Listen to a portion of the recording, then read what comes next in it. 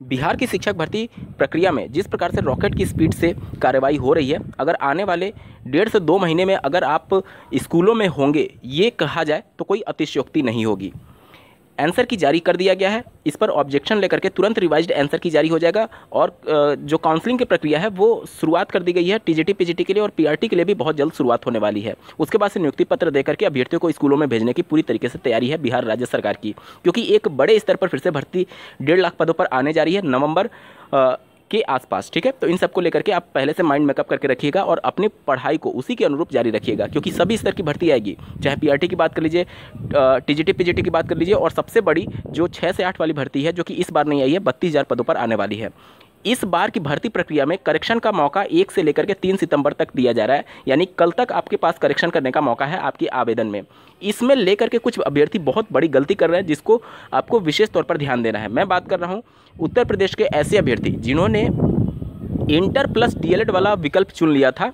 वो करेक्शन करके graduation plus DElEd कर रहे हैं या फिर करने पर विचार कर रहे हैं, तो आपको थोड़ा सा संभलने की ज़रूरत है, क्योंकि आप उसे करेक्शन कर देते हैं तो उस कंडीशन में आपका जो अपलोड है वो नया चीज़ आप अपलोड नहीं कर पाएंगे। बीपीएससी ने अपने ऑफिशियल नोटिफिकेशन में बातें मेंशन की हैं कि आप जो कुछ भी करेक्शन करेंगे, मैं सिर्फ इसी फील्ड की बात नहीं कर रहा हूँ, सभी फील्ड्स की बात कर रहा हूँ, जो भी आप करेक्शन करेंगे उसमें जो भी डॉक्यूमेंट आपने अपलोड किया है उस अपलोड डॉक्यूमेंट के अनुसार ही करना है। अब मान लीजिए कि आपने मैं यहाँ पर ये नहीं जानता हूँ कि उसमें करेक्शन का अवसर दिया गया है या नहीं, लेकिन लगातार आप लोग के कमेंट के माध्यम से प्रश्न आ रहा है, उसके बेस पर मैं आपको बता रहा हूँ कि मान लीजिए कि आपने इंटर प्लस डीएलएड कोर्स पहले सेलेक्ट किया था, तो जाहिर सी बात है आपने इंटरमीडिएट का सर्टिफिकेट या फिर मार्कशीट लगाया होगा और डीएलएड का मार्कशीट या फिर सर्टिफिकेट लगाया होगा। उस कंडीशन में अगर आप ग्रेजुएशन प्लस डीएलएड को सेलेक्ट करते हैं तो चूंकि आप जो अपलोड कर चुके हैं उसमें तो परिवर्तन करेंगे नहीं, और आपका डॉक्यूमेंट वेरिफिकेशन होगा, जो आपने डॉक्यूमेंट अपलोड किया उसके बेस पर होना है, तो वहाँ पर फिर प्रॉब्लम आ जाएगी कि आपने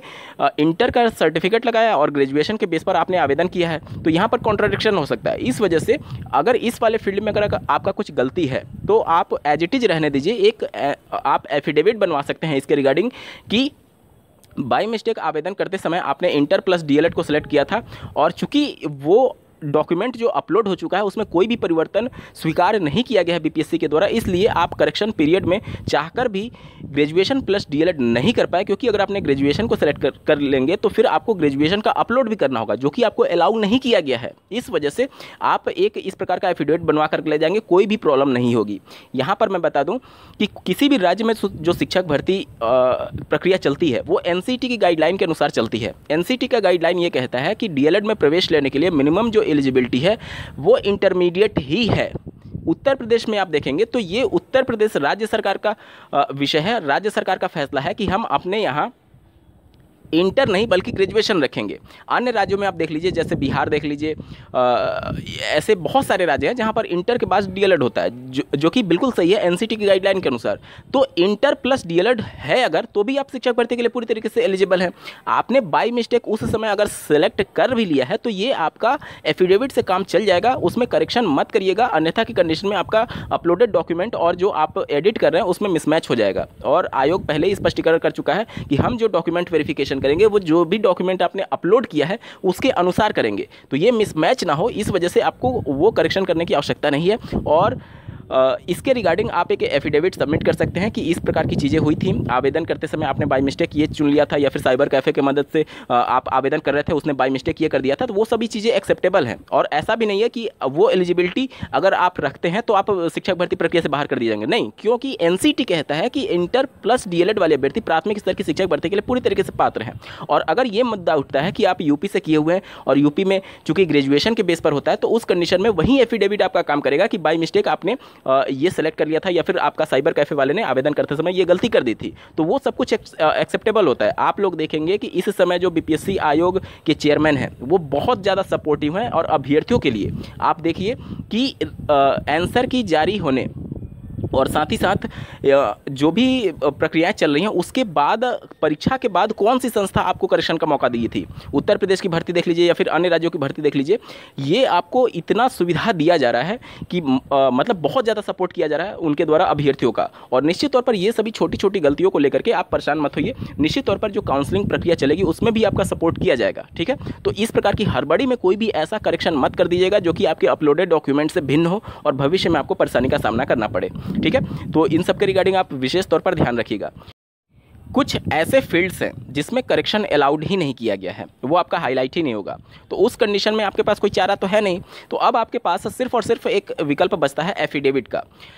इनके द्वारा डॉक्यूमेंट वेरिफिकेशन में जो डॉक्यूमेंट मांगे गए हैं वो केवल उन्हीं डॉक्यूमेंट का वेरिफिकेशन होगा जो कि आपके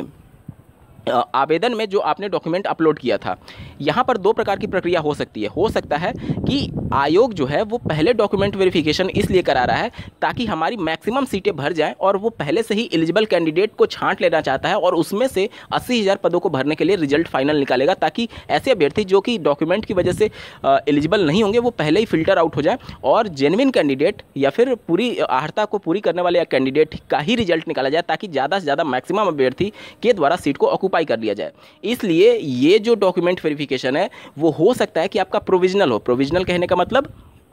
कि अन्य राज्यों में जो भर्तियां होती हैं जैसे कि उत्तर प्रदेश में देख लीजिए, तो यहाँ पर पुलिस वेरिफिकेशन भी कराया जाता है आपके ज्वाइनिंग के समय, तो वो सब चीज़ वहाँ पर अभी नहीं हो रहा है। वो सब चीज़ हो सकता है कि ये रिजल्ट जारी होने के बाद हो, क्योंकि पुलिस वेरिफिकेशन भी कराना है। उत्तर प्रदेश में देखेंगे तो एनसीटी से अप्रूव्ड है या नहीं आपका कॉलेज, वो सर्टिफिकेट भी मांगा गया था। ऐसी बहुत सी चीज़ें मांगी गई थी जो कि बिहार में नहीं मांगी जा रही हैं। बिहार में सिर्फ आपका जो डॉक्यूमेंट अपलोड किया गया है सिर्फ उसी का वेरिफिकेशन किया जा रहा है। तो एक डेडिकेटेड वीडियो में मैंने आप सभी को बताया रखा था कि क्या क्या डॉक्यूमेंट आपको लेकर के जाना है, और उसमें मैंने उन सभी डॉक्यूमेंट्स का भी जिक्र किया था जो कि नहीं मांगा गया है लेकिन भविष्य में आपसे मांगा जा सकता है, जैसे कि उत्तर प्रदेश में मांगा गया था। उत्तर प्रदेश में जो डॉक्यूमेंट वेरिफिकेशन हुआ था वो रिजल्ट के बाद हुआ था और